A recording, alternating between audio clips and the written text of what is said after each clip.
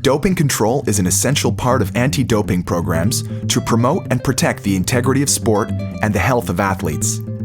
Testing is carried out in accordance with the World Anti-Doping Code and a series of international standards.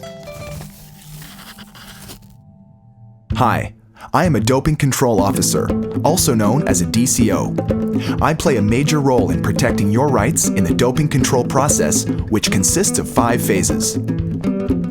Athlete selection, athlete notification, sample collection, sample analysis, and results management. How can you be selected for testing? Testing can be conducted in 2 situations: in competition and out of competition. For in-competition testing, the selection may occur in a number of ways, including by random selection, based on finishing position, or by being targeted for a particular reason. For out-of-competition testing, you may be tested anytime, anywhere, with no advance notice.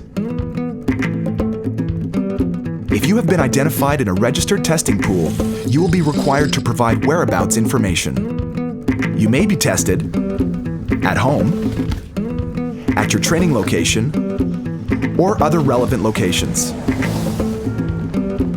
How will you be notified? The notification process is the same for both in and out of competition testing.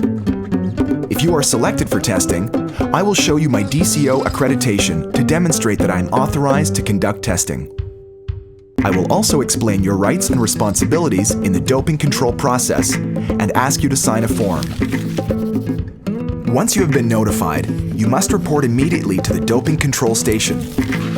You may request a delay for a valid reason, such as you are taking part in a medal ceremony. You must attend a press conference. You require medical treatment. Upon notification, a DCO or chaperone will stay at your side at all times until the testing process has been completed. What is the sample collection process? During this process, you also have specific rights, such as having a representative with you, as well as certain responsibilities. I will first ask you for a valid photo ID to confirm your identity. You will be asked to provide 1 or more urine samples and/or blood samples.